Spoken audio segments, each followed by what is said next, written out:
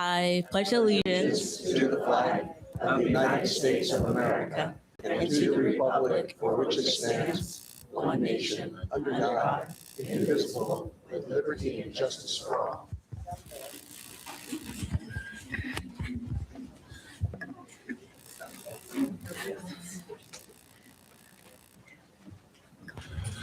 Good evening, everybody. Looks like we've got quite a crowd, which is a good thing, I hope. Anybody in agenda review? No changes. We're going to move on. And we're going to go to the superintendent report.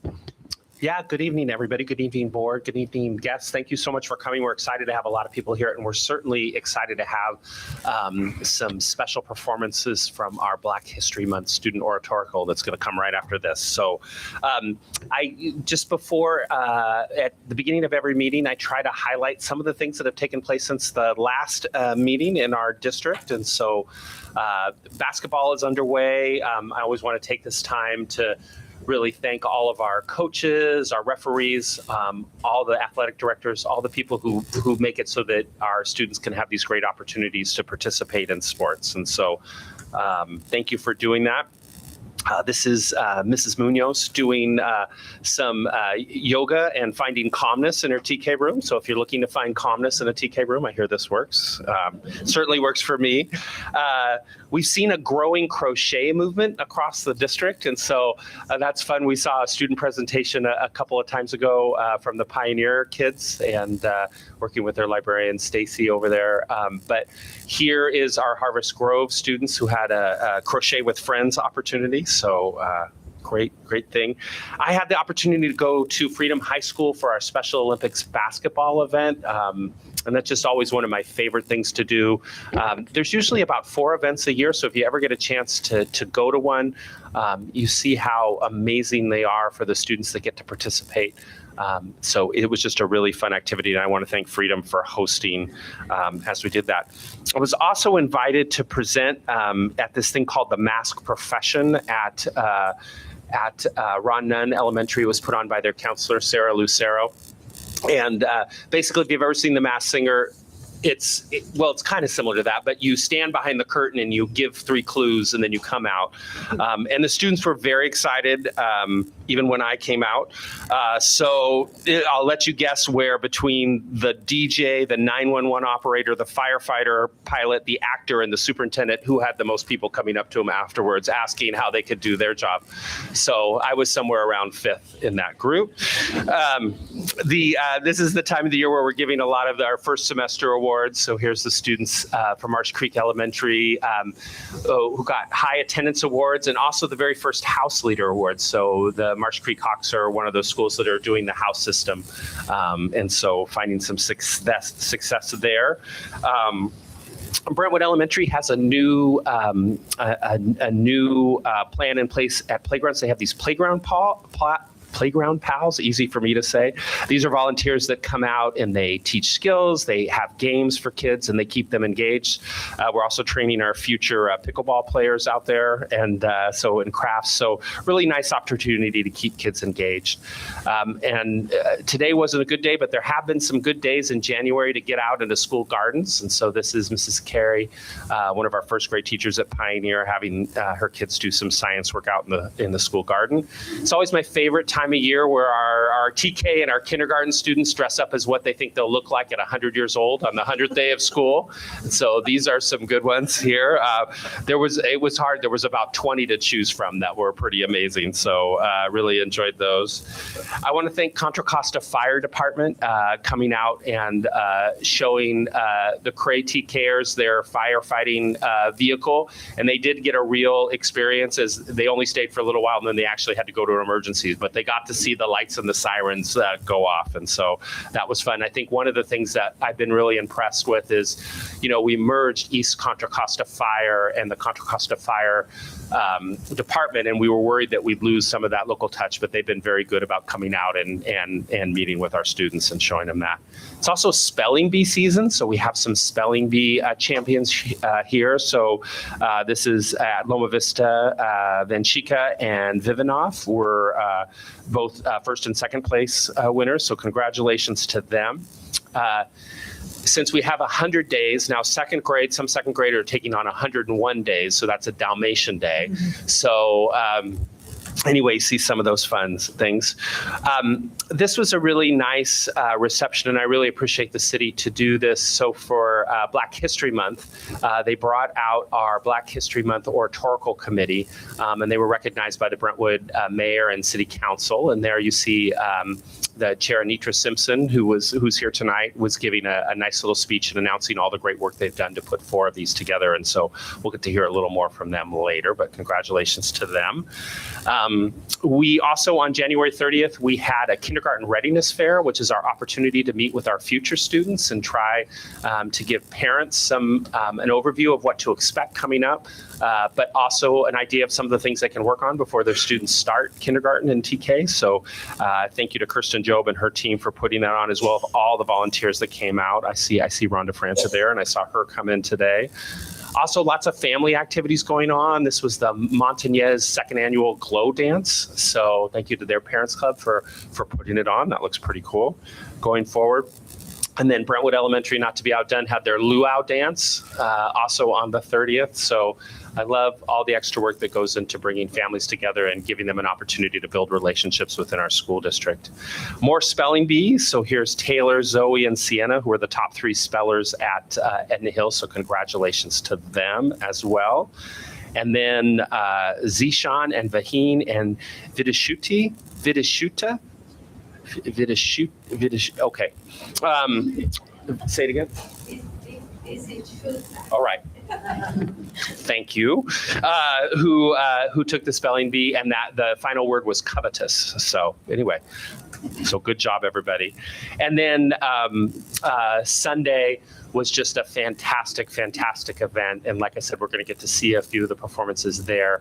But 130 students, 8 different schools, and 24 acts, and sold out at Liberty High School. It was just really a great event. And I know that Dr. Dow Jensen and Dr. Thornhill, you were also able to come and enjoy that as well. And so I appreciate you coming. It was a really great event. Lots of work went into it. And then I also want to acknowledge Mary Casey Black Principal Maria Gonzalez, who was invited to present some of the work that her school has done on learning acceleration at the CCLA Summit. So congratulations to her. And then this is a special time of the year where we get to honor all of our award-winning staff. So we selected our Employees of the Year. So our certificated Employees of the Year were Rebecca St. Michelle, Jacqueline Young, Camila Regalado, Carolyn Bratton, Heather DiMaggio, Melissa Rosnack, Jack Doria, Erica Crawford, Judy Volta, Leah Trubisky, Kevin Fallon, Stacy Smith, Angela Elseth, and Jessica Ranger. I was watching at the door. I don't think I saw anybody come in. Is anybody here that's on that list? Okay, well, let's give them a round of applause. It's an amazing group of certificated employees. And then our classified Employees of the Year. So Lori Madden, Candace Gollenvo, Jody Hansen, Tammy Brown, Heather Stevenson, Guadalupe Sanchez, Chris Bussey, Heidi Vasquez, Krista Gillarducci, Christina Fisher, Marcy Johnson, Jeff Barton, Lauren Balone, Lisa Shaw. I also watched at the door and I didn't see any. Did I miss any classified that came in? Heather! Stand up, Heather. I didn't see you. Sorry. From Loma Vista Elementary, Heather Stevenson. Congratulations, Heather, and congratulations to everybody else. And we also selected our District Employees of the Year. And so we want to congratulate Jeff Barton from Bristow Middle School, who's a paraprofessional out there, who's our Classified Employee of the Year, and Rebecca St. Michelle, a 5th grade teacher at Brentwood Elementary. So congratulations to both of them. There will be a special dinner in all of those people's honor. So Heather, we'll see you there. We'll make sure you get your reservation in on time. Coming up, I think it's in April, is that right? April, okay. August is gonna be too late, April. Yeah, that's great. And that is my report. And so I am happy to turn it over. Is Danielle, I'm turning it over to you. I'm happy to turn it over to Danielle Cotton, who's gonna introduce some of our performance today.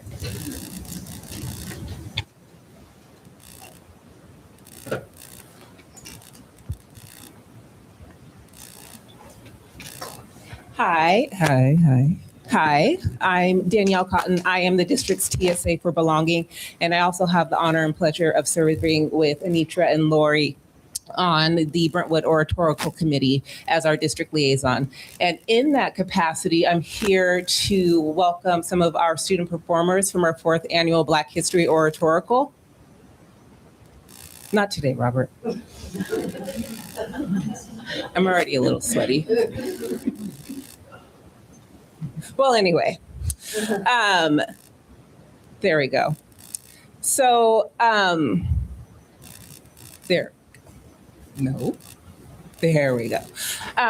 This is our fourth oratorical. As you can see, just as background, an oratorical comes from the West African tradition of griots sharing African history through storytelling, and it was carried over to America through a not so fond memory of slavery. They continue that tradition of storytelling, dance, song to carry our history on in America. And that's where oratorical comes from. That's what it means and that's what it represents. And so we're carrying on this tradition. And it started in 2023 with the Parents Club at Pioneer, and it's grown every year since. And so we really, really, really appreciate. Go ahead, Robert. I can't reach you. We really appreciate your guys' continued support because it really does showcase the beauty of our community, the love of our community, the diversity of our community. And even though we're celebrating Black History Month, just to see the myriad of students that come and participate in this tradition is so heartwarming and special. And we really appreciate your support as we continue this beautiful tradition.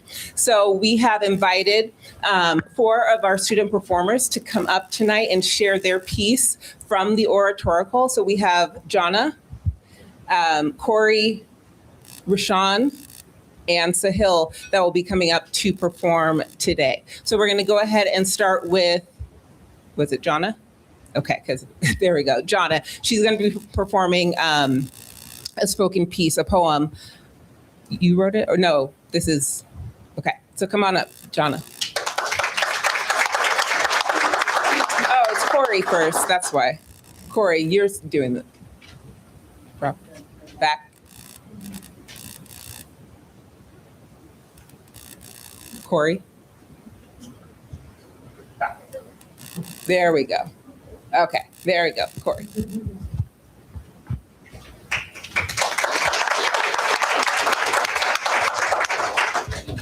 Good evening, everyone. My name is Corey Awoma, and I'm a 7th grader at Adams Middle School. And tonight I will be sharing a poem written by me entitled Bay, Black and Educated. The great Frederick Douglass once said, "Knowledge is power." That is why I walk into rooms with the courage of Ruby Bridges and my head held high. I am bigger than any box I may be put in. Education is my foundation, and with the support of my ancestors, education is the ladder to my success. I do not need noise to show my might, nor fear to claim my right. Do you believe that girls like me are the future? A young Black girl rooted in history, growing with grace, pride, and purpose, forever unmoved by doubt. As Malcolm X said, education is the passport to the future, for tomorrow belongs to those who prepare for it today. How's that for poetic justice? Thank you.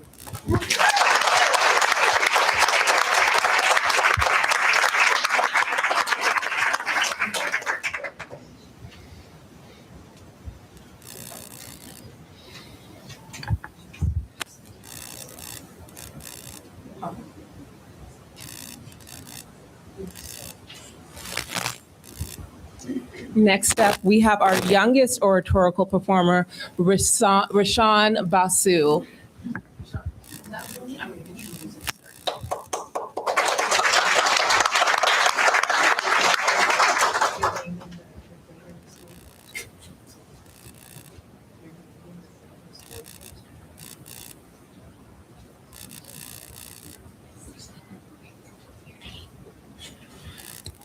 Hi, my name is Rashawn. I'm in Pioneer Elementary School. I'm in grade TK. I'm going to sing What a Wonderful World.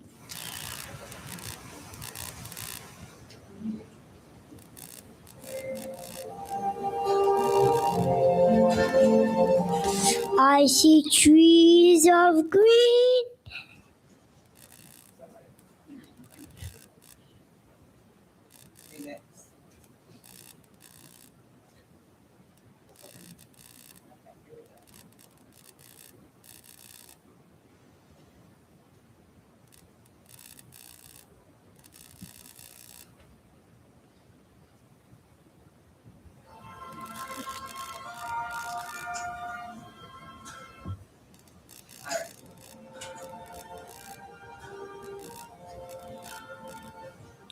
I see trees of green, red roses too.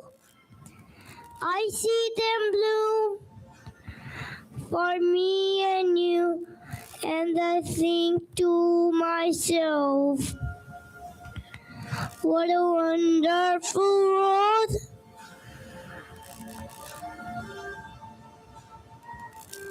I see skies of blue and clouds white, the brightless days, the dark secret night, and I think to myself, what a wonderful world.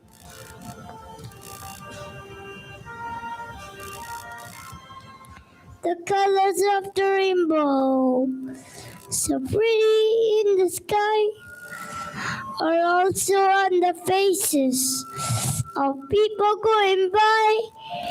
I see friends shaking hands, saying how do you do. They really said I love you. I hear babies cry. I watch them grow. They learn much more than I'll ever know. And I think to myself, what a wonderful world. Yes, I think to myself, what a wonderful world.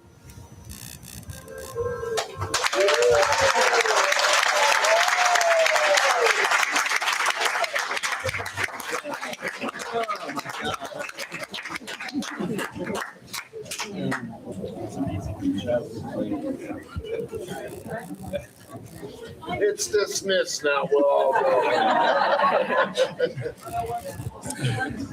You're crying, I'm not. Next up, we have Sahil.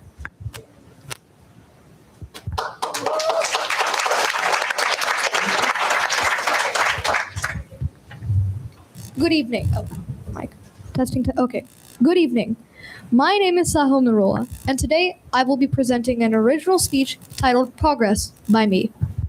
As I stand here today, let's all quickly recollect on a major event that while most of you weren't alive to see it, you all must have heard of it at least once. 62 and a half years ago, a young, emboldened reverend by the name of Dr. Martin Luther King Jr. declared to the world his dreams of a better America, an America in which all are judged by the content of their character and not by the color of their skin, an America which stands true to its founding principles of liberty and justice for all. This speech marked a major turning point in the civil rights movement, in which anger exploded and change followed suit. But it isn't just that. It also signified a departure from the old tyranny of abhorrent morals to new, modern, and long-awaited change. Within 1 year, President Lyndon Baines Johnson signed the Civil Rights Act of 1964, liberating many from the strife of systemic racism. Now, given that all of this progress had only occurred within 10 years after the civil rights movement consolidated and started taking action, it could be assumed that at this rate, by 2026, America would be a perfectly free and fair nation. However, if Martin Luther King Jr. were to witness this nation today, he would be absolutely appalled at how little we progressed towards finishing the job. Progress. The word itself implicates positivity, in which someone or something advances forward, for its own betterment or towards the completion of a goal. The progress of the 1950s and 60s were economic recovery and the Civil Rights Act of 1957, 1964, and 1968. However, now the consensus is clear. Over 70% of Americans believe that this country is on the wrong track, and it's been that way for the past 2 decades, as indicated by major pollsters. Just fathom that number for 1 minute. 7 out of 10 Americans. Yet, there is still a glimmer of hope in these unique times. Major progress came from hopeless times. The New Deal came from the Great Depression.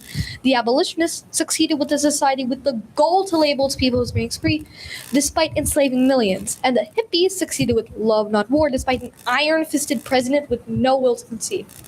Now, in the last 25 years, there hasn't been a major news headline saying, no wars this year or balanced budget. And while these 25 years have been tough with almost no escape from reality, my message to you is that in the spirit of Dr. Martin Luther King Jr., keep dreaming. As always, remember, hope dies last. Thank you.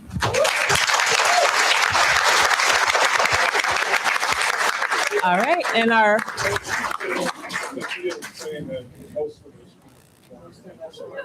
yes, gray hairs notwithstanding. Jonna is our final performer for tonight.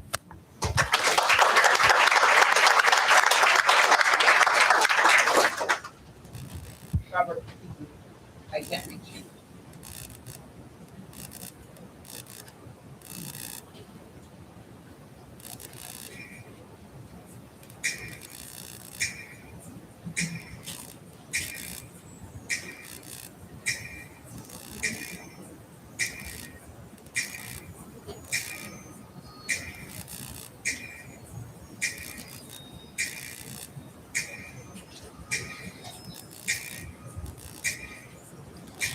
I done made it through the storm and the rain. So much pressure, heartache, so much pain. I've been broken into pieces, maybe more. It's some nights I made my bed right on the floor. The enemy really tried to take me out. Hit me with his best shot, knocked me down. But I'm still standing after all I've been through. I survived it all and it's because of you. Oh, I made it. I made it. I made it, still standing. I made it.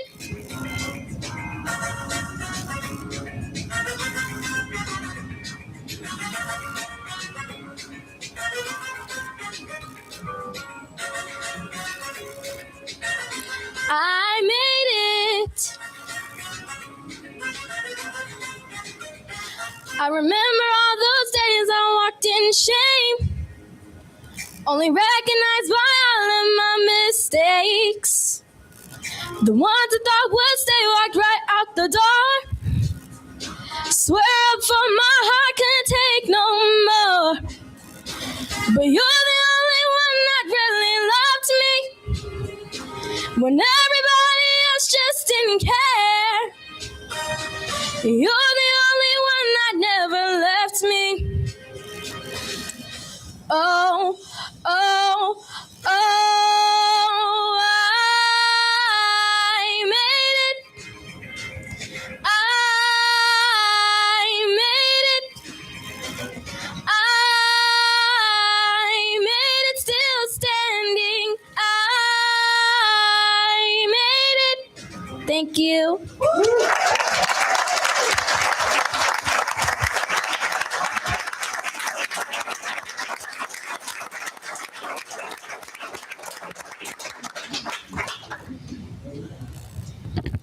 Wow, that was incredible.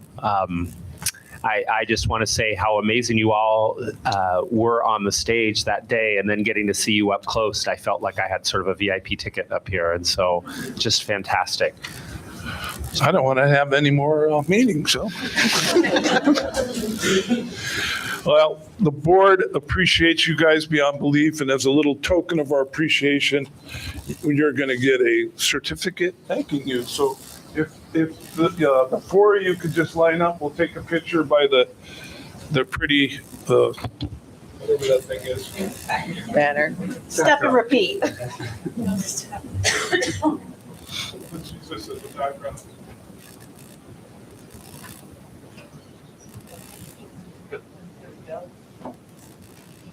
Corey?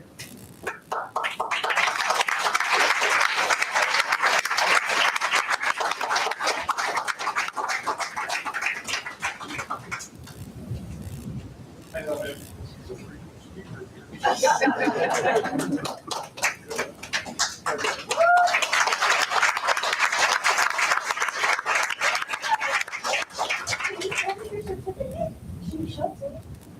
There you go. All right, ready? 1, 2, 3. Okay, parents, you want to get a picture? Lower that thing just a little bit. There you go. Oh, yeah, I gotta get another one. I didn't even see that. Okay, I'm gonna get one more of you guys. You guys looking at me? Okay, yeah, there we go. You guys are awesome.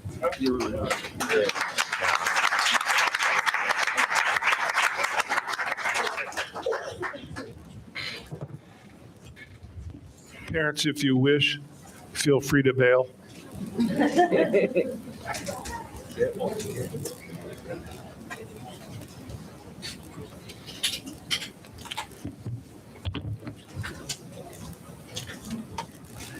Before I get to public comment, does anybody on the board have anything they want to speak about? I briefly would like to just point that how proud I am of the 3 middle schools for the way that they handled an unexpected protest, which is becoming more and more. I think you guys did a great job, considering that we do not train you in protest behavior or anything like that. We did receive some complaints in regards to that about why we allowed the students to leave. We didn't allow anybody to leave. The students left on their own. We certainly can't use physical force to keep them on campus. And one of the other comments was they were upset because their student was told not to leave, and we let them leave. And again, to preface, we do not. We try to keep them in an area that we feel is safe on school grounds. If they left, we try to protect them also so they're not getting hit by a car, but it's quite a daunting task with 125 kids walking the streets and so on. I think in closing, if you told your student not to go and they went to go, or they went anyway, how do you expect our staff, if they don't listen to you, do you really honestly think they're going to listen to us? So again, I appreciate everything we did to try to keep it as safe as possible. And thank God nobody did get hurt or anything like that. And apparently it appears it's going to be happening more and more. So it's something that we'll discuss further in future times to see how we could maybe handle it better or et cetera. So again, thank you, and I appreciate it. With that being said, could I have a motion to open public comment? I move that we open public comment. Second. All in favor of opening public comment? Aye. I just want to remind everybody, remarks are limited to 3 minutes per person. We encourage your comments. Unfortunately, state law prevents us from discussing items that are not on our meeting agenda. Public comments can be made anytime or during the appropriate agenda item. We do take them very seriously, and appropriate staff will follow up. Public comments can be submitted via email to Nicole Clevin, and you can look up her email. Any public comments received up until 5 p.m. on the day of the meeting will be distributed to the board via email, posted online for public inspection within 1 day of the meeting with the final agenda packet. And thank you. With that being said, I'm going to call the first speaker. And again, I remind everybody, it is 3 minutes. There is a time clock that you'll see, and we are very strict with the 3 minutes, so don't be insulted if we cut you off. Connie Torres. I'm gonna request you guys get like a stool or something for these. Good evening, board members. My name is Connie Torres, and I am the president of the Brentwood Teachers Association. A month ago, I stood here alongside the other two associations in solidarity. Today, we remain united. All three associations are currently in negotiations, and we need you to understand the situation is urgent. Across the state, educators are striking for better pay, improved working conditions, and sustainable health care. Districts everywhere are recognizing that in order to retain and attract quality staff, they must prioritize their employees. Our neighboring districts, Antioch, Pittsburgh, and Liberty, are answering that call. Brentwood must do the same. Brentwood has always been a unique place to live and work. Many of us are connected in one way or another. Our children have been taught by our colleagues. Some of us have taught your children. We've met on the sidelines at sporting events, in classrooms, and at community gatherings. We are deeply woven into the fabric of this community, and that is something special. But community requires action. If we want our students to continue receiving the quality education showcased in your presentations each month, we must invest in the people who make that possible. That success did not happen by accident. It is the result of the dedication and hard work of the teachers, counselors, speech therapists, OTs, RBTs, librarians, aides, principals, custodians, cafeteria workers, psychologists, maintenance staff, and so many others who directly impact students every single day. We are here asking for meaningful conversation. We are asking to be heard, and so far we have not received a response. Our members deserve to feel valued, our students deserve stability, and our community deserves leadership that prioritizes the people who make this district thrive. We are not here just to speak to you during public comment. We want a real conversation with you. We want engagement, transparency, and partnership.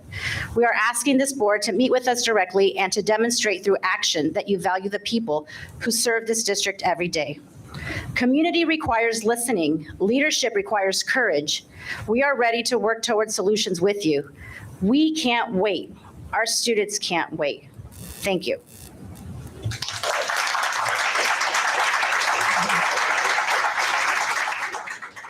Next speaker is Darren Spencer, who apparently just flew in from Alaska. Well, board, my house is set at the temperature 59 degrees so that PG&E can't get any more of my money.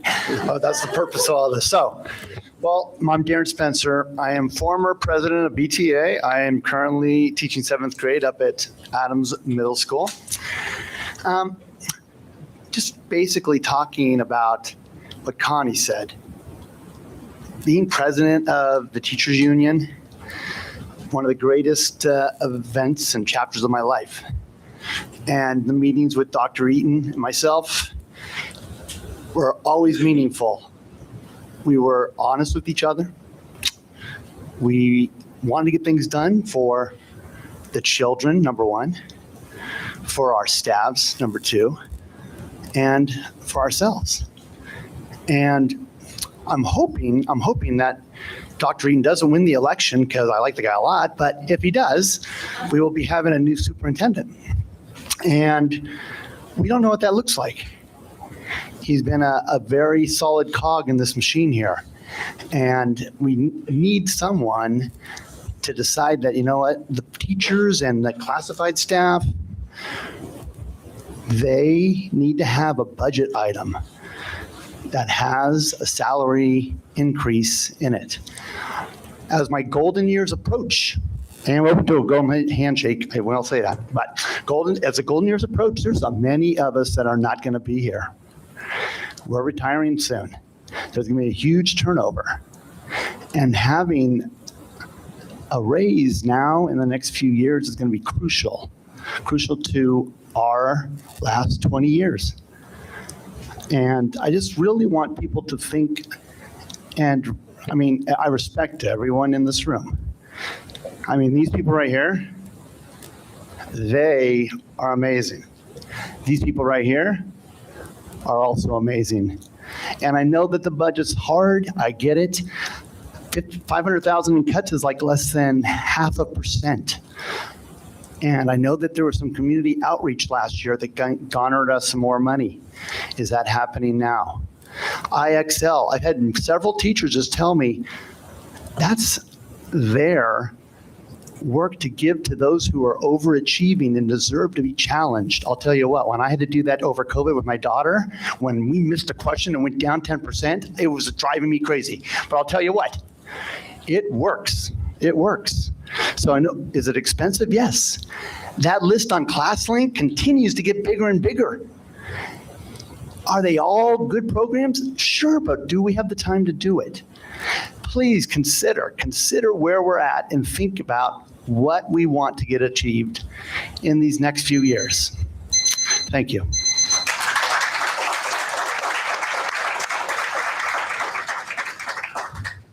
Next speaker is Tara Spencer.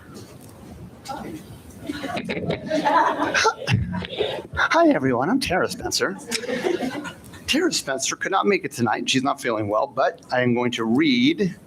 That's one thing about teaching and being an aide as well is, I mean, I've been sick 5 times this year. I mean, we are sick all the time. It's people don't understand how rough it is at times. They really don't. All right, so here we go. Let's see here. Recently, I was at a meeting on a BOC committee. It was shared that aides make $56,000 a year. I don't know where that is because it's not here. It's not what I made last year. I made $32,900. That was with me trying to get every stipend I could, as well as coaching at the middle school level. Being at the top of the pay scale, I bring home about $2,000. Let's look at the benefit money. I only get 3/4 of the benefit money since they prorate it. I work the max at 30 hours, but don't receive full benefit money. Teachers' contracted hours are about 35 hours, but they receive the full benefit amount. I am fortunate to combine my money with Darren at the moment, but what happens when he retires in 1 or 2 years?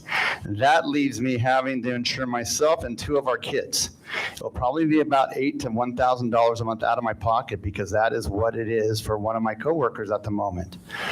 Let's look at it from Kaiser, then obviously it's even more. Is it even worth it to work? People are going to Trader Joe's and working and getting full benefits. But if I stay and I bring home $1,000 a month, that's what I'm looking at. How is that actually feasible to live on? Let's throw in the fact that, God forbid, I lose my husband. His life insurance may pay off our house, but there's no way I could sustain a household on $1,000 a month here in Brentwood. I do have things covered for her, but she doesn't know it. Okay, so I just want okay. But then it says people are leaving for Antioch. I've done a little bit of research. Their top tier for a paraprofessional 3 is over $6,700 a month. It is time BUSD starts taking care of all their employees in regards to wages and benefits. If not, you'll continue to lose some amazing educators. Thank you, as always, from my beautiful wife, Tara Spencer.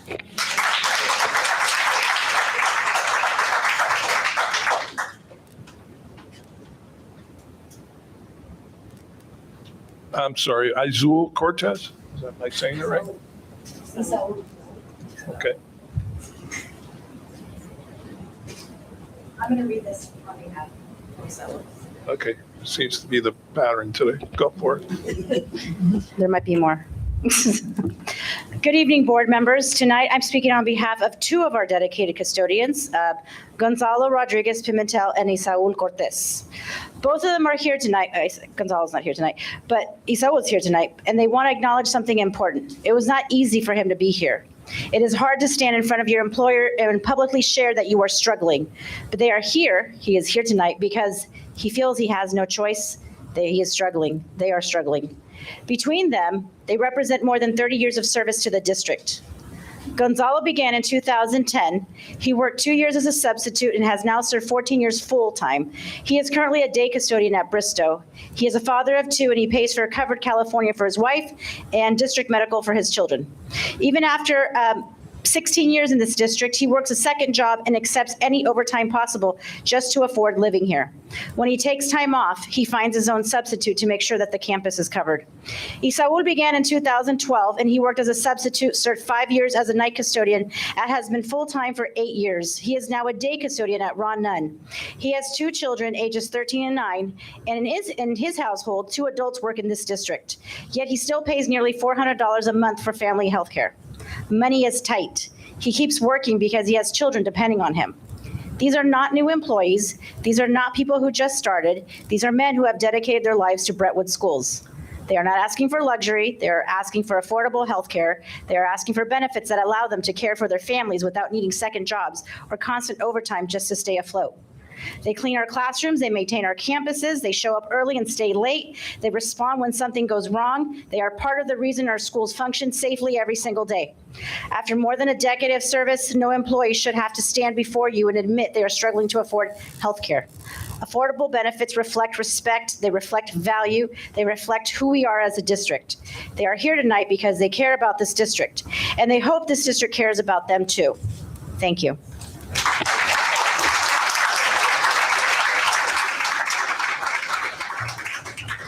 Victor Luna.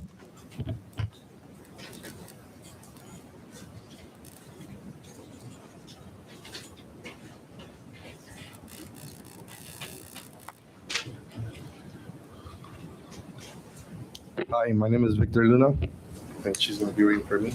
My name's Alicia Erickson, and I am honored to read this for Victor Luna, our amazing custodian who works tirelessly to keep our campus at Marsh Creek clean and safe, and does an amazing job at that every day. Good evening, Board of Education. My name is Victor Luna. In July, I will have worked as a custodian in this district for 20 years. I am proud to work at Marsh Creek. I care about our students and our teachers, and I am always ready to help. But I am very worried about my family. I work 57 and a half hours every week. I work full-time as a custodian and part-time in the after-school program. I also have a small side job selling carnitas to help support my family. We're a family of 6. Even with all these hours, it is still not enough. I cannot afford to purchase the district insurance plan. It costs too much for me. Because of that, I have to use Covered California. Since my income is low, my family also uses Medi-Cal. After working here for almost 20 years, it is very hard to say that I cannot afford the health insurance offered by my own employer. Health benefits are very important to me. I worry about doctor visits, medicine, and emergencies. I worry about what will happen if someone in my family gets very sick. Sometimes I even come to work sick because I cannot afford to miss work. This is not good for anyone. Everything is more expensive now: rent, food, gas, and bills. I love Brentwood. My kids go to school here. I like the people I work with. This is a good community, but it is becoming too expensive to live here on our pay. I also do not get much time with my family because I am always working. I am trying my best to support my children and help my son in college. I work hard every day, but I still feel anxious because I do not know how to make everything work. This is scary for me to stand here and speak. I feel nervous, but this is important for my family and for other families like mine. We need affordable health benefits that we can truly afford. We need support so we can stay healthy and continue serving our students with pride. Please do whatever you can to support us. We hope you can come to an agreement that helps all of us. Thank you for listening.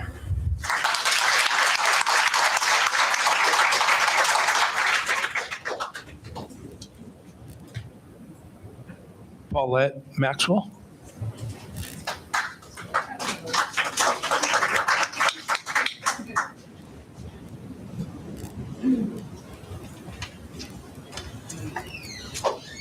All right.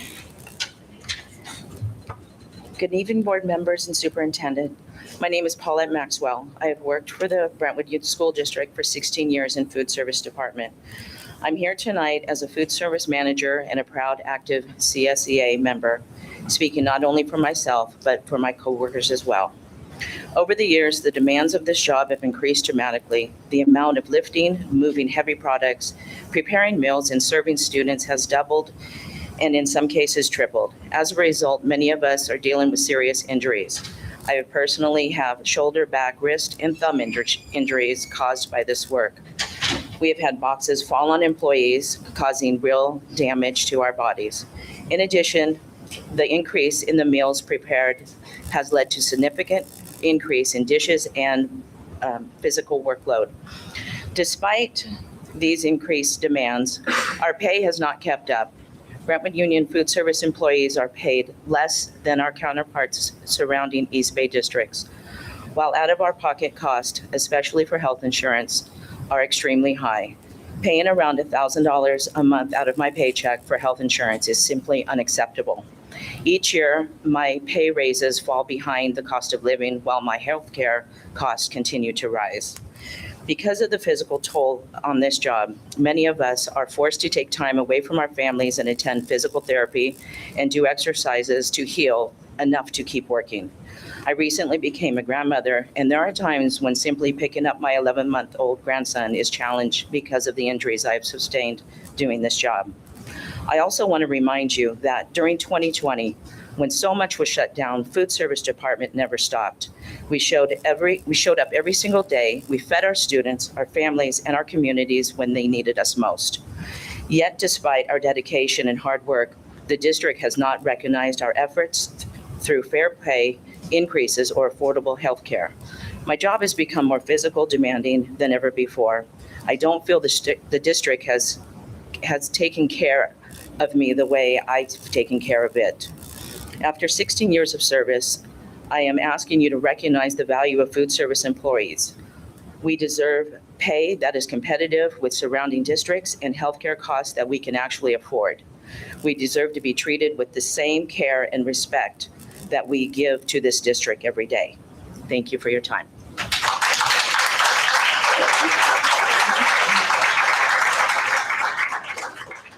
Bianca Barbosa.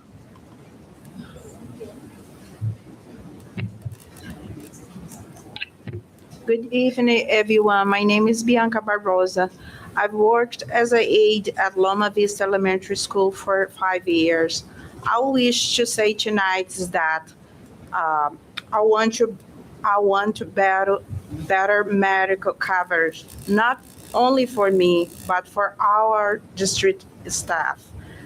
Almost 32% of my salary is taken put into my medical coverage for my 2 children and I. I can continue to live this and provide for my family in such a way. I put my trust into you to help us move forward with this and help our staff. Thank you. Have a nice night.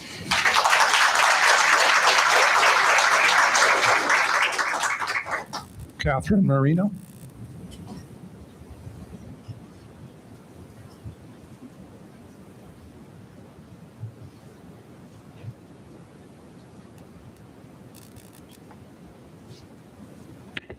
Good evening. My name is Catherine Moreno. I'm a 5th grade teacher at Marsh Creek Elementary. I'm going to share something very personal with you. For years, we were on my husband's health insurance, $500 a month. That's all it cost us.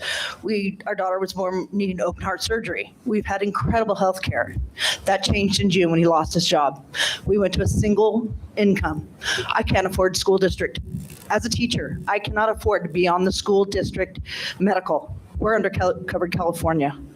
That is scary. As a teacher who is pretty high up in salary, I can't afford it.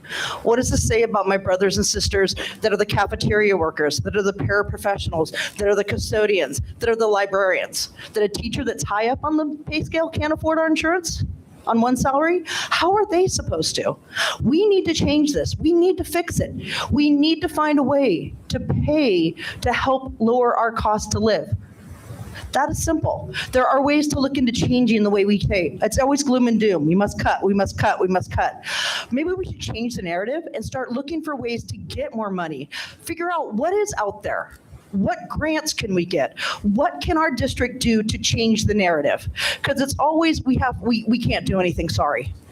You get 1% raise, that's about it. That's all we can do for you. Let's start looking at a way to change the narrative so that we can afford to live here, we can afford our health insurance, and we continue to do an excellent job.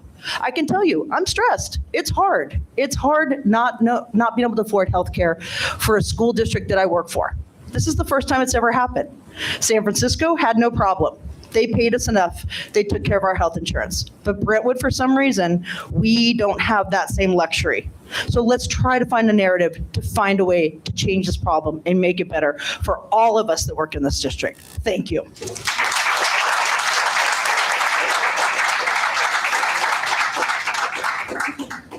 Marisol Fusion.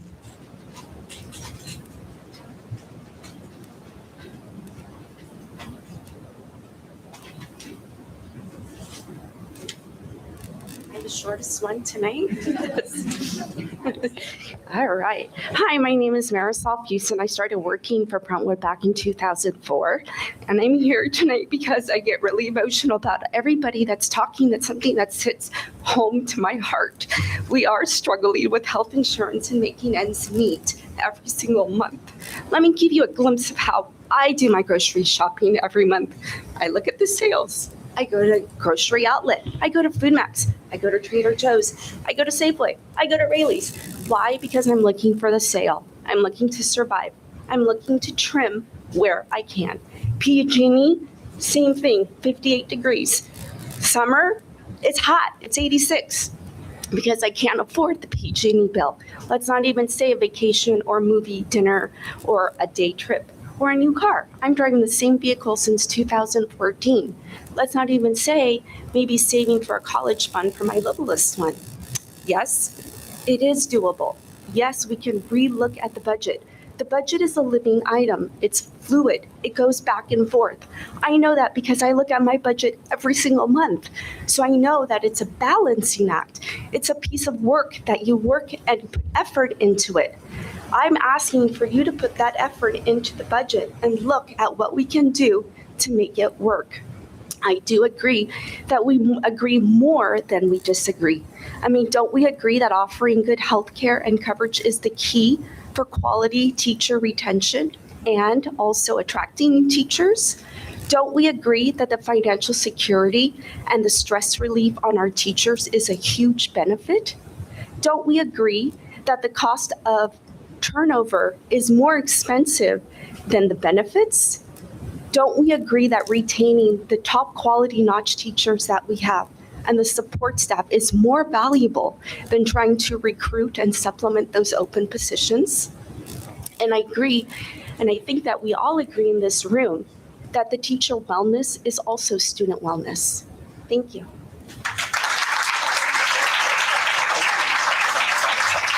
Maurice Venezia.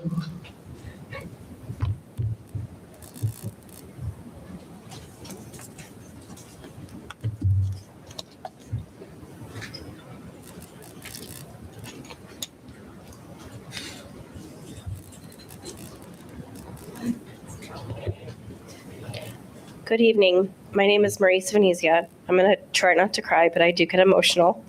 I'm a fifth grade teacher at Rondon Elementary School. This is my 12th year as a teacher in BUSD. I'm here today to tell you of one of my personal struggles and let you know that I am worth more than what BUSD offers. I'm a single parent of two amazing young adults. They're 18 and 21. As a single parent, I'm a sole provider. I have and continue to be the one to carry the medical benefits for my household. Due to the increase in the cost of living and the very minimal, if any, increases in my pay over time, I began working a second part-time job almost a year and a half ago to be able to afford my basic living expenses. BUSD offers 6 benefit plans for employees to choose from. Of the 2026 rates, the out-of-pocket premium per month for a family plan range from $1,569.55 to $433.55. I selected the Kaiser deductible plan as I have done so for years. Last year, I paid $387.55 per month. This year, I'm paying $433.55 per month, which is an increase of 11.75% from last year's rates. Yet our most recent salary increase for the 24-25 school year was 1.07, which is a cut in my pay. This monthly premium might not sound like a huge hit to my pocket, except for the fact when my dependents or I need care such as surgery, blood work, which often costs over $300, x-rays, $300 to $600, ultrasounds, over $300, and the list goes on. The $3,000 individual or $6,000 family deductible must be met in order for the cost to be down. This past November, my daughter had a minor surgery. My out-of-pocket expense for her surgery was over $1,700. I love my job. I love my school. I love my colleagues. And most importantly, I love my students and continually work hard to provide them with the best education. If our district wants to retain our quality teachers, we have to do better. Thank you.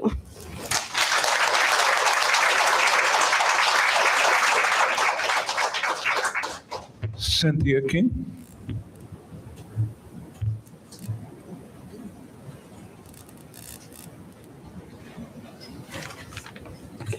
Excuse me, I got a little bit of cold too. I teach TK, so you know how boogery they are. So good evening, board and Dr. Eaton. My name is Cynthia King. I'm a full-time TK teacher. I'm on my 3rd year here at Brentwood L. When I started 10 years ago, I started as a substitute, but now I'm a full-time teacher at Marsh Creek. I'm here tonight to talk about the serious concern that directly affects my family, the cost of employee health benefits. I show up every day for my students, their families, and this community because I care deeply about this work. But financially, the current structure of our health benefits have created a situation that I cannot sustain. Each month, nearly $1,000 is taken out of my paycheck just for health insurance. After all the other deductions, my take-home pay is approximately $3,600 a month. That means almost 1/3 of my take-home pay is gone before I even see it. I've researched surrounding districts and learned that many educators nearby contribute significantly less towards their health care premiums than here in Brentwood. That means the remaining income has to cover my mortgage, my utilities, and I even have solar, and I still have to pay a lot in utilities, my food, gas, and just basic living expenses.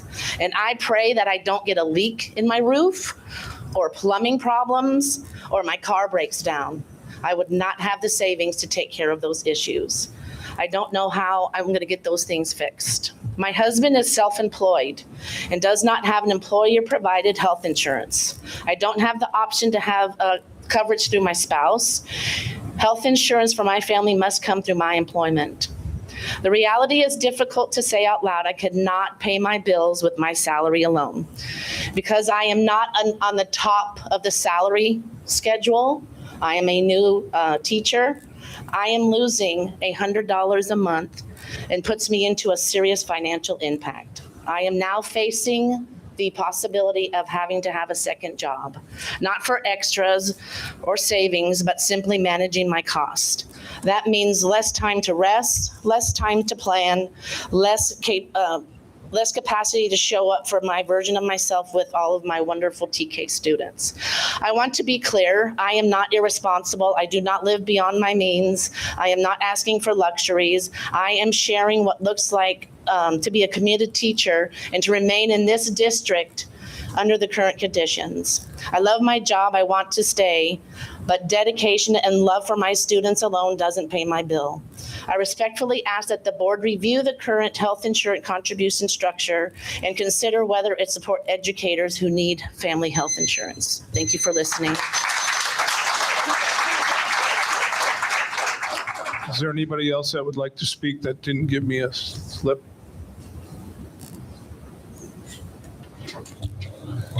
With that, I'll take a motion to close. Move that we close public comment. It's been moved in second. All in favor of closing public comment? Aye. Any abstain, any negatives? Noes? 5-0, thank you.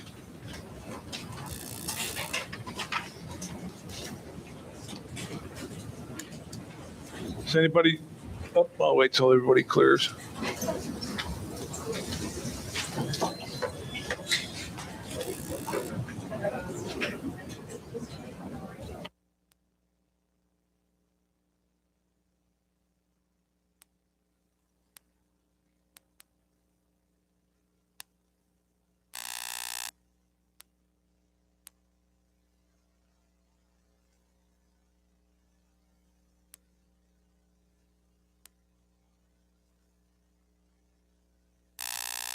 Want to pull any consent items? With that being said, then I'll take a motion to I move that we open the consent item.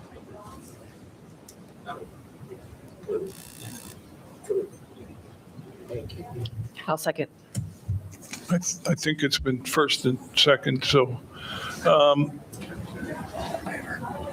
all those in favor of approving consent item 8.0 to 8.13?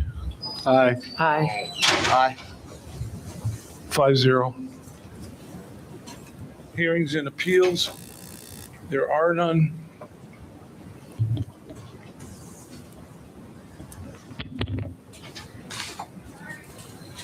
Presentation reports, another action item, report out of closed session. I actually have two. One being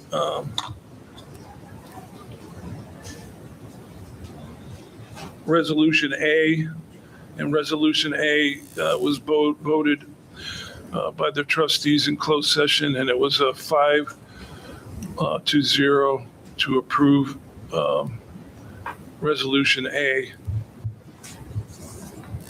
And the second one is a Resolution B, and Resolution B is the governing board of district took action in closed session by a vote of 5-0 to non-reelect certain certified employees of the Brentwood Union School District for 26-27. I probably should have read the first one on A, so I'll go ahead and do that just to put it into the record. Again, back to A, 5-0. It was the vote, and that covered to release certain certification temporary employees of the Brentwood Union School District for 2026-27 school year. Thanks, Scott. Sorry, we gave you some long ones on that one. Okay, moving on to approval of the 10.1, approval of the 2024-25 annual financial audit. Yes, thank you. You're welcome. Good evening. Tonight, we're asking the board to approve the 24-25 annual financial audit. The district, as with all California school districts, are required to provide an annual financial audit each fiscal year, and it must be provided by an independent outside auditing firm. The district uses Christie White. This is for the fiscal year ending June 30th, 2025. And we have John Pita from Christie White presenting.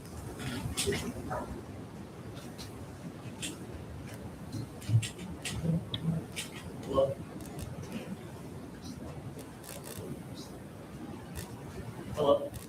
Yep. Okay. Good evening. Thank you for having me. My name is John Pita, the director at Christie White. As Diane said, I'll be presenting two audit reports. I'll be doing the district audit first, and the second one will be the one audit report. So the first slide, I just come in and go over the audit process. So it's really important to getting at the beginning of the audit process. So we split up the audit into two parts. We have internal audit, which we occurs during the summer, and then the year-end audit, which typically occurs after December 15th, they closing dates. And during the interim audit, that's when we test internal controls. State compliance, federal compliance, and internal controls entails payroll, cash receipts. We want to make sure that receipts are deposited timely. Cash disbursements, we want to review that expenditures were properly approved with purchase orders. And state compliance is, whatever adheres to the state audit guide, it usually gets approved every March, which is coming soon. So there's going to be a new state audit guide. And then the federal compliance piece, it's relates to the OMB compliance that gets released usually in May, but for this year it was released pretty much in December, so it was really late. And the year-end audit covers the financial piece. So this is where we review accounts payable. We want to make sure everything's accrued properly. We review revenue that entails unearned revenue and accounts receivable. We do capital assets, long-term debt, the bond issuances.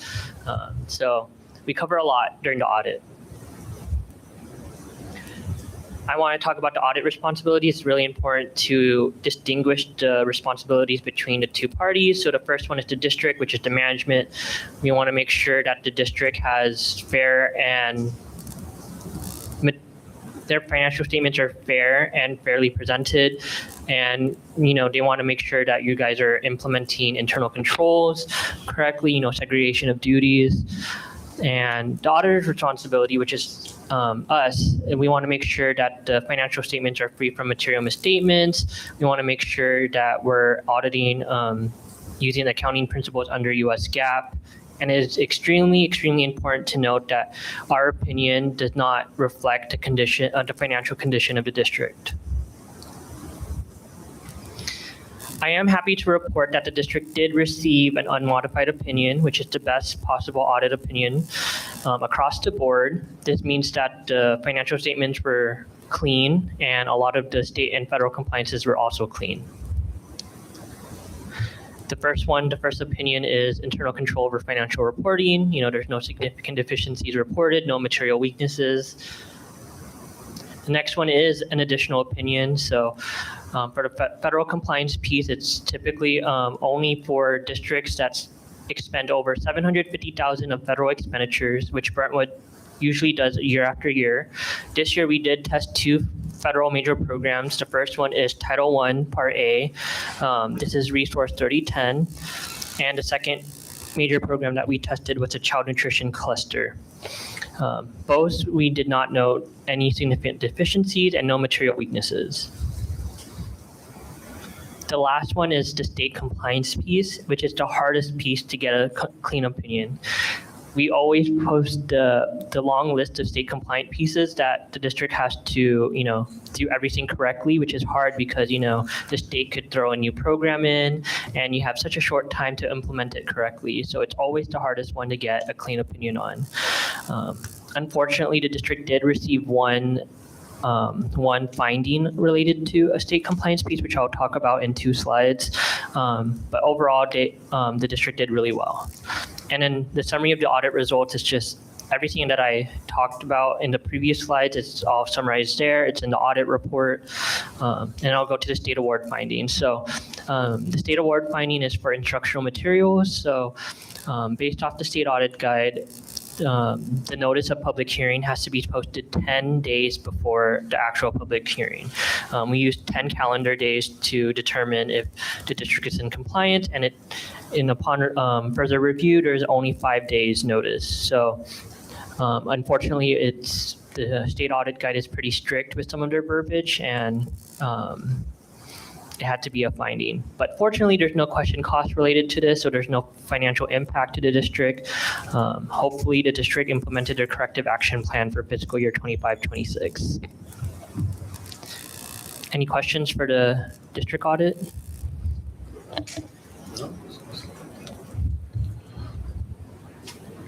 Thank you very much. Appreciate it. This is an action item, correct? This is an action item, so I'll take a motion. Move that we approve item 10.1, the annual financial audit. I'll second.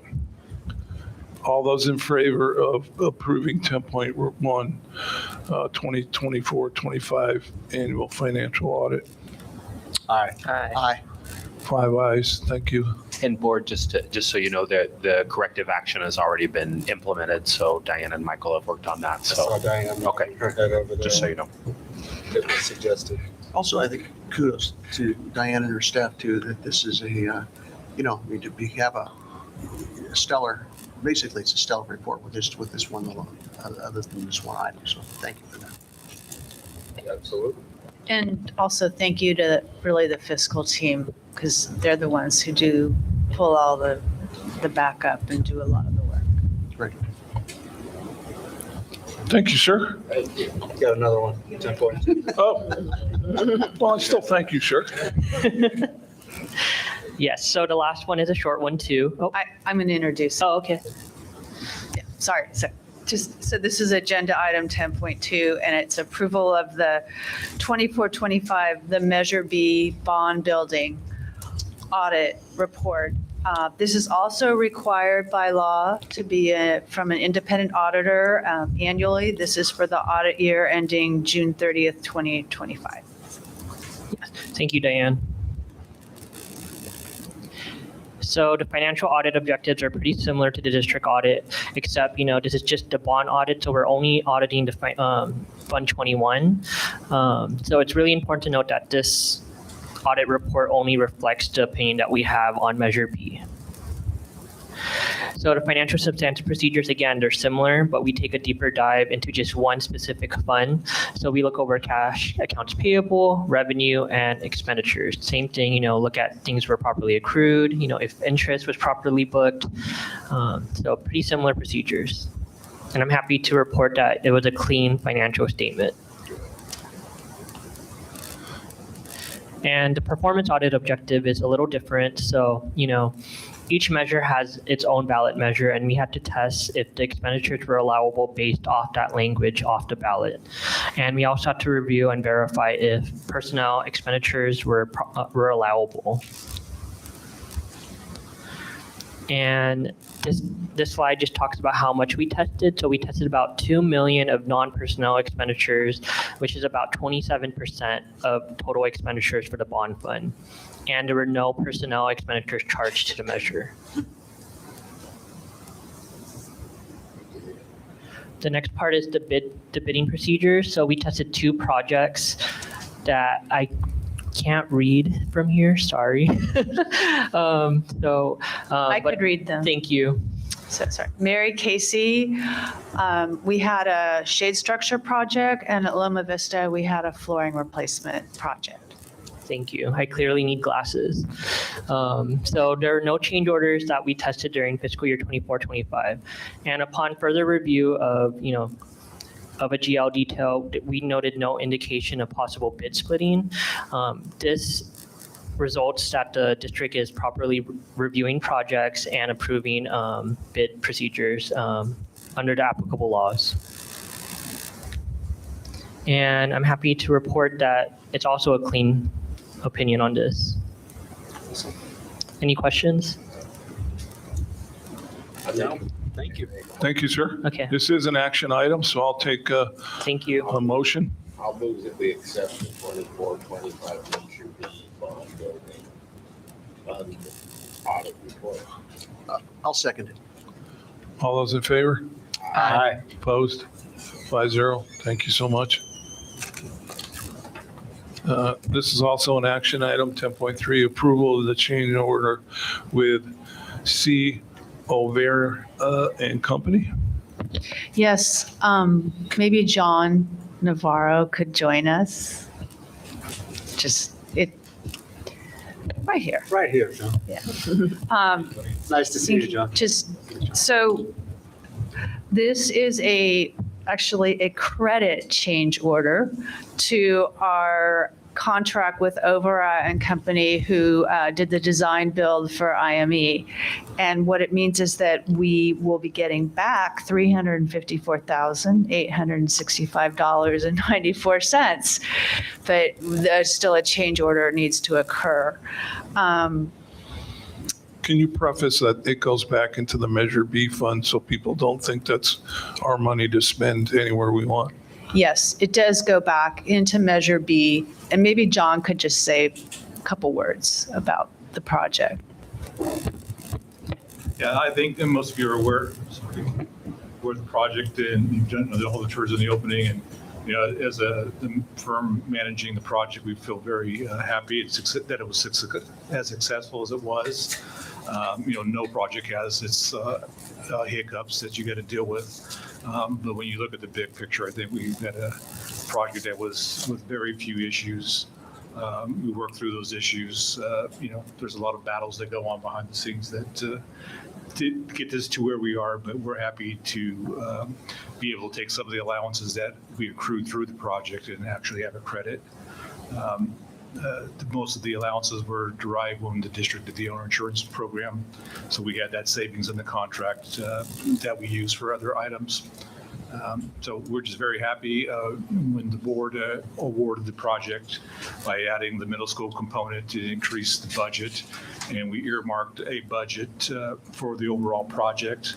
And we're tracking well over $1 million under that budget that was allocated. And that money, again, was used for other projects. So we were able to bring the project in under what was budgeted when we started. And I think we got a great facility to go with it. Awesome. I'd like to say it was just a wonderful school. You guys did a phenomenal job. At least for us, there was very little headaches. Not so much you and probably the other people, but you guys did a fantastic job. And all you have to do is the school is absolutely gorgeous. So every step along the way, John, it's a pleasure working with you. Always informative, kept us up to date. Emil and I served on that committee and had a lot of time with you, and always 100% professional, and just really appreciate everything you did for us. So thank you. Totally organized and performance based, and we really appreciate it. Yeah, there aren't a lot of districts that experience building a school and having one change order, and that change order is one that's refunding $354,000 to the district. So while we are a unique district, I just want to point that out of how unique that is. And I really want to thank Primo and Ramon and John for their leadership and working with Diane and Robin before her on this project. And so I think it's one that we're all proud of, and we've been very lucky to work with you guys along the way. So thank you for your leadership in this project. Absolutely. Yeah, a couple of things like that, because I think everybody's aware. And then Dana went to the award ceremony, but the school won an engineering news record educational facility award for the project, and you previously got the award for a safety award for the project. So we feel it's very successful and overall happy with the way it turned out. Awesome. Thank you, John. hope to work with you guys again. All righty. This is an action item, so I'll take a motion. Move that we approve item 10.3, the change order with O'Hara and Company. I'll second. All those in favor? Aye. Opposed? 5-0. Thank you. Thank you so much. 10.4 is approval of resolution of acceptance and notice of completion. Yes, this is another follow-up from the change order. So we are bringing to the board tonight the notice of completion for the work on the construction portion of IME with O'Hara and Company. And it has been completed, and DSA, Division of State Architects, has approved it. And so we're asking for the board's approval tonight. Maybe, John, can you speak to what still remains, like the warranties and how that works? Yeah, so the completion is a formality to start the paperwork and release retention money that we have in an escrow account to the contractor to do their final payments. It doesn't relinquish any responsibilities from the contracts. The contract has warranties and insurance requirements that will continue on. We have a few minor issues that we're considering warranty, a few leaks here and there. We've got an irrigation system that wasn't performing last summer, and they're working on it. So we're going to wait till the springtime when it starts warming up. If it's not coming up to snuff, then they'll be doing more work work on that. So it's not relinquishing any responsibility. On top of that, the district did purchase its owner insurance program, which is a 10-year policy. So if something does develop, we always have the policy that's been purchased for basically 10 years to repair any issues that were done incorrectly. Again, this is an action item, so I'll take a motion. I move to approve item 10.4, the approval of resolution of acceptance and notice of completion. Second. Moved and seconded. All those in favor of 10.4? Aye. Opposed? 5-0. 10.5, and thank you again. 10.5, the budget reduction proposal 26-27 school year. Yes. So the first interim budget was approved by the board on December 15th, 2025. And what that included was a reduction of $500,000 for the 2026-27 school year, which starts in July. And so the district has been working closely with our staff, and we're recommending a proposal to meet this requirement.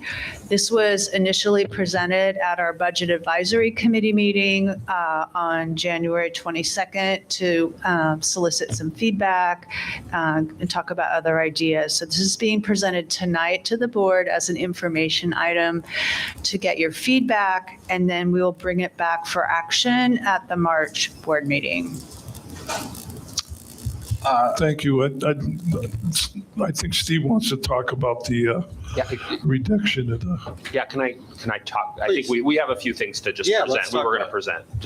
We have a little bit of a presentation. Oh, we're going to do a lot. That's okay. And then we can like 5 slides. Yeah. Okay. Okay. So as I said, I just said this, but just a reminder, December, we went to the board meeting. It passed with the $500,000 reduction for the next year. We brought it before the Budget Advisory Committee. So just a reminder, looking at this multi-year projection slide, the reason that the multi-year projections require the reduction is that we need to be able to have a minimum 3% ending fund balance reserve for 3 years as part of our financial obligations to the state. So as you know, at the first arrow, you saw what we called the fiscal solvency reductions, and we have 500,000 in 26-27 and another 500,000 in 27-28. We are also next year planning at this time to take our Fund 17 ending fund balance, which is 739,000, to help increase our revenues. So our ending fund balance right now is at 4.52%, but if you look out for 2 years, it's down to basically 3%, 3.06. So that's the reasoning behind what we're bringing forward tonight. Yeah, so board, when we submit our budget to the county office for their oversight, one of the requirements is for us to show that we're meeting that 3%. So we were required in that budget submission to show those budget reductions. So that's why we're required to do them now. And so what we brought to you is basically the same proposal that we brought to our Budget Advisory Committee. And so I just want to walk through those of what we're recommending. But again, this is an information item, so it's here for your feedback as well. And so the first item is eliminating the C&I coordinator of educational programs. So this was a position that was vacated in the middle of this year, and we have not filled the position in anticipation that we might need to reduce it. A reduction of a 0.2 FTE counselor at Harvest Grove. We're not eliminating counseling for Harvest Grove. We're just staffing it in a different way so that we can utilize that resource. We reduced the workday of the district receptionist by 50 days. So we had a vacancy. So we took the opportunity to reduce that down. As you recall, in past budget cut cycles, because we've been on this cycle for a while, we've reduced the number of days the the district office has been open, and that's helped us not have to sub positions. And so it doesn't mean that people aren't working here, but it means that we're not open to the public. And so we did that. And then you see some pausing of some stipends that are funded out of the general fund, some PD that's funded out of the general fund and subs. There's a proposal to eliminate IXL, which is both a math and language arts digital program that's utilized by teachers across the district. It's $130,000. And then also to pause some of the curriculum adoption, and then also do some fund shifting. I think one of the things that you heard earlier is about looking for money outside. I think when you look at what we've done in our budget reductions over the years, because we are one of the lowest funded districts in the state, is that's largely how we've been surviving, is we've been looking for every opportunity that we have to use a restricted source and replace unrestricted money to free up unrestricted money so that we're not cutting employees as we go forward. So as you look around in other districts, you're seeing massive layoffs, and that's not something that we're doing. It's something that the board has asked us to try to avoid. And so that's the proposal that you see in front of you. I think the other theme in the proposal and how we approached it is we tried to cut away from the classroom as much as possible. Now, that being said, you see a lot of commitments to professional development that are included in here, and sub days and software programs that support teaching. So as much as we try to cut away from what happens in the classroom, ultimately when you're budget cutting for 5 years or more, it leads you to a point where it's hard to not impact what we do. So it's presented here for your information tonight. It'll come back in March, and we're happy to entertain any suggestions or thoughts that you might have. I think it's fair to say on the IXL that we've received many emails from employees in regards to that. Does anybody like to speak in regards to that or suggestions? I think we all have notes on that because we have had a lot of outreach. If there's a way to find another way to fund that, or if there's a way that we can reconsider that for at least another year. I know we've got a new math curriculum in the pipeline coming on in the next couple of years. Hopefully that will be something that will incorporate something that's similar to IXL so that it's an all-in-one kind of thing, which would make more sense. But in the time being, I know there are several teachers that really rely on it. So if there's anything we can do to just kind of revisit that, I think we all kind of share that opinion. And there is a rumor that we may get some one-term money. Maybe that could be a solution, that we use it as a one-term, a 1 year budget to fund it. Since, like Steve said, it appears we may be getting a new math thing that's going to change anything anyway for the second year. But if you and the financial people and stuff can give it some consideration, because apparently it is a very popular tool. Yeah, especially at the middle school level. Yeah, I'd just like to address that piece that we just talked about too. There is it looking at the IXL program as a whole is maybe not the way to go about this. It's really because it's the middle school math teachers really who've been talking about this, and so I don't have the information to make to recommend exactly what to do with that, but if we're looking for solvency and we're looking for educational excellence, we're going to try to find the program that has the least damage to our educational program. Because we're making cuts. This is an educational program cut. So that requires us to really look at what is this IXL, where is it being used? Is it being used more successfully at the middle school? Is it more in math? We got all of our context was all about the math program.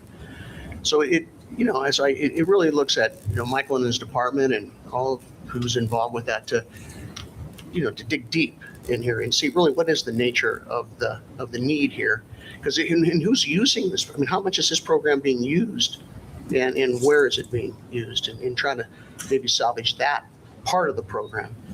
And the same thing that goes for, like, there was another suggestion, I believe, about the computer aid in the lower grades was another request for a teacher to maybe to us to reconsider that program. So maybe just digging deep a little bit into this educational piece might be really good, and we could see how much of that can be salvaged. Yeah, so I think there was in the governor's budget, there was some one-time money that came across. I think one of the things we could do is look at that and see what are some of the pressures for that and bring that back. And it sounds like what you're asking for too is really some more, where's the program utilized the most and where would it have the biggest impact? So we do plan on having a math adoption pilot next year, which means that not everybody will have new math curriculum with the following year, assuming that we have the money to adopt at that point. And I think our hope is at that point is that we would have a math program that included a digital component similar to what IXL brings. And so it sounds like what you're asking for is maybe like filling that gap a little bit, see if we can find a way to fill that gap. We can look into that. We can send you some usage data so you know the statistics of who's using IXL, how often it's used, that kind of thing. Just out of curiosity, because I'm familiar with IXL, I had kids in the district. I've seen it mostly for math. Is it a modular type program where you can only subscribe to, say, math for middle school versus the overall program? In fact, we just recently added back the middle school ELA portion of it. And so it's about 60,000 plus for the middle school program and a little bit less for the elementary program. But I think it's kind of like your cable bill, right? And so when you bundle it together, it's a little bit cheaper. But as we go along, if we weren't, say, to have one of those other portions, one of the other portions might get more expensive than we keep. If that makes sense. It does. And then I had one other question just on one of these line items, only because I don't really understand what it entails and what won't be happening with the pausing of CNI stipend committees. What does that look like? What doesn't get done if we pause that? Yeah, that's something where we're at this point, it's not all the way fleshed out, right? So what we identified was in the general fund, there was about $31,000 worth of stipends that were paid out of that. And so it would either be shifting it to a different fund or having fewer meetings, fewer positions, depending on what's allowed contractually as well. So there's a little bit of a complicated unwinding there. But it definitely means less time to focus on professional development and bringing people together to work on those types of things that have been an important part of our district. Certainly. Yeah. Okay. Thank you. And just follow up on that, since it's a paid to the employee thing, is that something that could also be covered under one-time monies? Well, the problem is that that's more of an ongoing nature, right? So when if you're looking at bridging a year of IXL, you're looking at something that's a one-time expense, which is a smart thing to spend one-time money on. If you're looking at something where it's ongoing stipends and you're spending it with one-time money, you're creating sort of a larger cliff down the line. I was just saying for the cuts, not to eliminate it, Yeah. So, I mean, we could look at those kinds of things as we come forward. If we had to cut it to keep it at the same level or something, at least for another year, perhaps. It's always something that we can look at, right? You just can't spend one-time money more than once. Right. Yes. That's a good strategy. And so I hear what you're saying. And the other thing that's all true about this, right, is all we have right now is a governor's budget proposal. We don't know what the budget will look like for 2026-27 school year, other than we know that right now the governor is planning on shorting the minimum funding for education by $5.6 billion, which would be $8 million for us that we're owed under Proposition 98. And so, hopefully as we go forward, we'll get more details about that. But there might be something in there that comes across some sort of categorical money that would pay for that kind of professional development that we could use. So that's a thing that's an unknown, and we won't know that until June, right? So, okay. Sure. Yeah, if that makes sense. Yeah. Thank you. Yeah, absolutely. And Diane, I do want to say I appreciate the simplicity of this, and I know it's much more complex than that for you and all of the work you guys do in the background, so thank you for that. And I do want to point out that we recognize the importance of not cutting people if possible. And so when it's programs versus people, that's always going to be preferred. So just thank you for the work. Very good. This was not a action item. It was just informational. So we're going to go on to 10.6, approval of the resolution 26 through 2028. Yes, so this resolution is to eliminate or reduce the number of certificated employees due to what we call a reduction in particular kinds of service. And sort of piggybacking on the budget reduction presentation that you just heard, obviously the district has conducted a comprehensive review of its organizational structure to ensure alignment with current priorities and organizational needs and fiscal responsibilities. The decision to eliminate the coordinator of educational programs position, which is a certificated management role, and as Dr. Eaton said, is currently vacant, was not made lightly. It reflects the district's responsibility to really thoughtfully evaluate our staffing in support of long-term financial fiscal sustainability.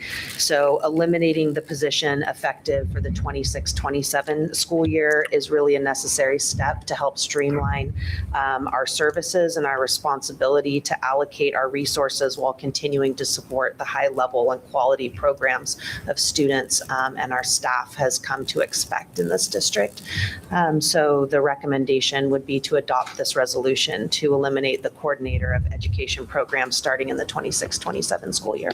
And just to add to that, because you just saw it before in an informational budget item, right, is this is a timeliness piece that we need to make. But if you were to come back at our next meeting and determine that that was not something that you wanted to eliminate, then we would be able to unwind this and go forward. But if we didn't do it now, it would be more challenging to unwind it. So that's why you're seeing it in that kind of order. So sure. This is an action item. So can I have a motion, please? Move that we approve item 10.6, number 20, resolution 2026-08. Second. Is there a second? Is there a second? I didn't hear Yeah, it. Okay. All those in favor of approving 10.6? Aye. Aye. Opposed?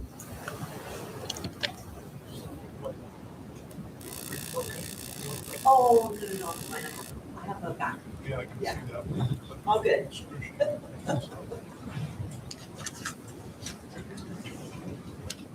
So we're going to move on to 10.7, board priority goal update attendance.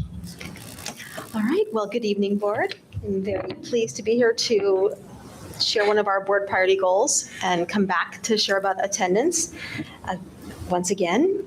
So this is our second board priority goal item, our green area, which is attendance. Green, which is not on accident because it does indicate hopefully money and financial support for our district, but also getting our kids in seats and learning and also that social emotional connection. So things that we're doing, just to update you, our site level, our leaders over here do so much work with reaching out to families. They keep a lot of data on our students. If our kids are not there, then they're reaching out. They're bringing in kids and families for meetings and giving them lots of resources. District level, there's also outreach. We have our attendance letters that go out every week. We have a lot of flyers that we send, communication. All of our staffs did some kind of a back to school night, sharing with families how important it is to attend, but also really something that we talked about at our strategic action planning last year was making sure all families knew that the financial impact besides the social, emotional, and academic impact of not attending school every day.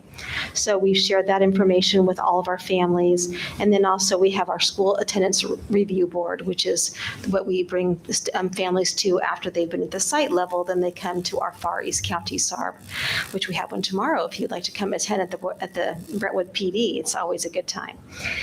So these are what we do just to make sure we are definitely always keeping in line and being consistent with our practices. This is some of the communication that we have. There's just some of our flyers that we've sent the last couple months. We have a winter one that just talks about how important it is to come to school and being healthy, and then how important our attendance, that financial piece is on that one. And then we just sent one last week about, when you can come to school, when it's okay to come to school, if you have a cold, if you're feeling well, the fever rates, that kind of thing, like just making sure, please come to school unless you're really not feeling well. Also, our goals that we've had, we definitely want to increase our attendance this year from 94.5 last year to 95.5.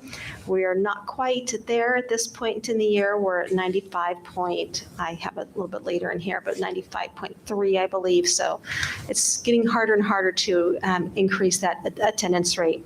And our chronic absenteeism, our goal this year was to get all of our groups below 13%. We'll see where we're at when we do our CASP this year. However, this is where we were when we got our data from the dashboard. We had reduced, in 2024, we were at 14.9, and then this year we were or 2025 at 14.1.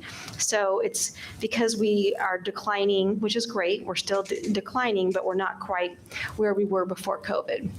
So to be chronically absent, you have to have missed 10% of the days that you were enrolled, so the days that you should have been there. Is it higher or the same in elementary, middle school, or is it higher as they get older? It depends on the school, quite honestly. It's usually a little bit higher, while TK and K are going to be higher because it's not necessarily, it's not considered as important, or that's why they don't necessarily always go to school every day. They're learning that routine, really.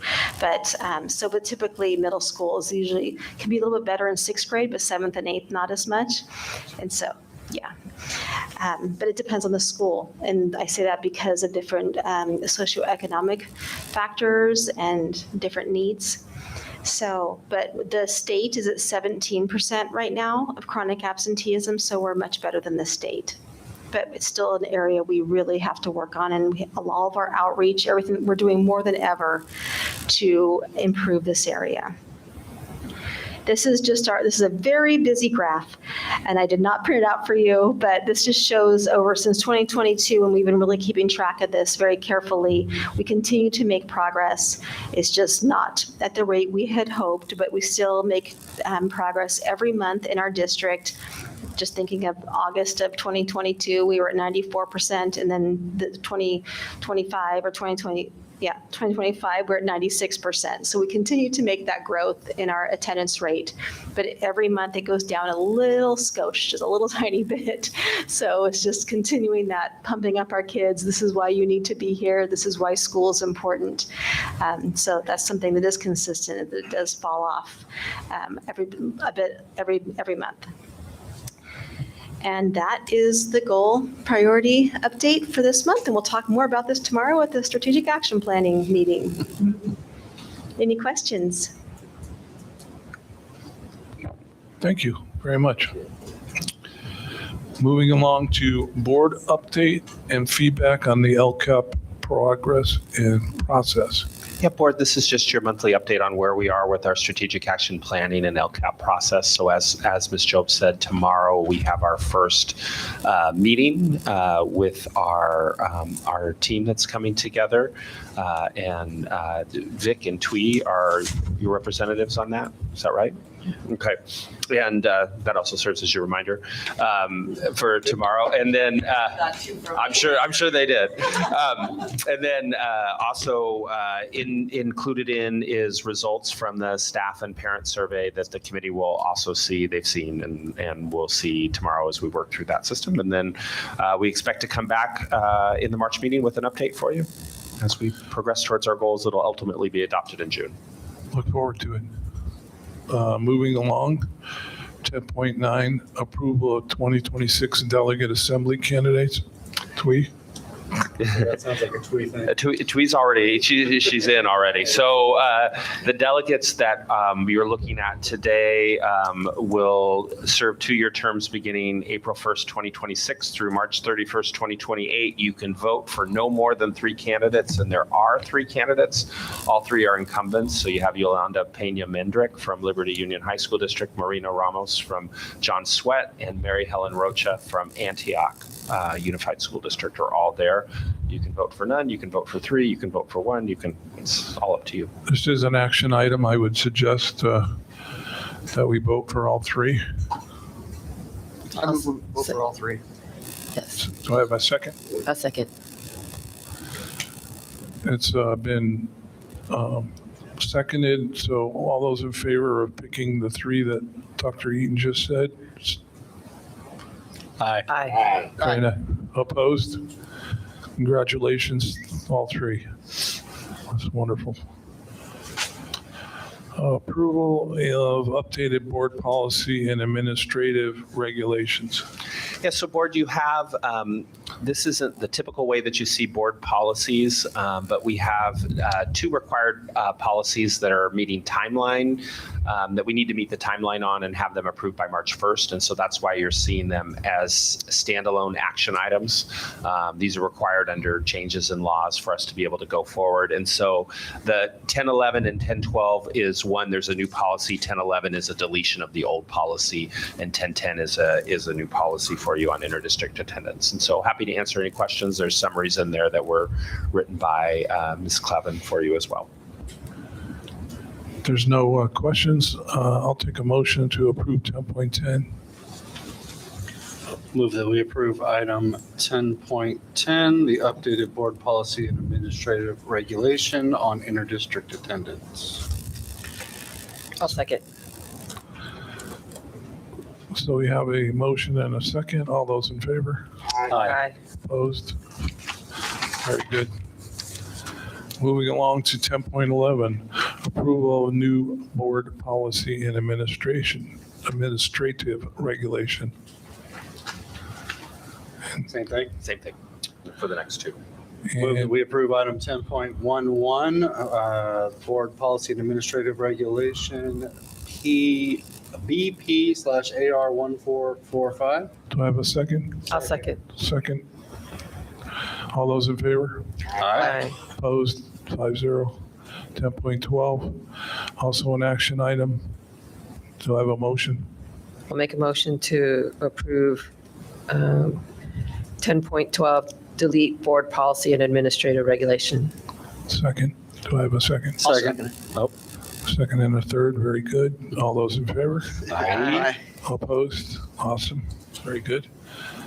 Approval of the proposed board schedule for 26-27. We all received this in our email. Any comments on that? Very good. I'll take a motion. I move to approve item 10.13, the proposed 26-27 board meeting schedule. Second, please. Second. Awesome. All those in favor of 10.13? Aye. Aye. Opposed? Very good. Hope to see you all on the board meeting schedule. That would be great.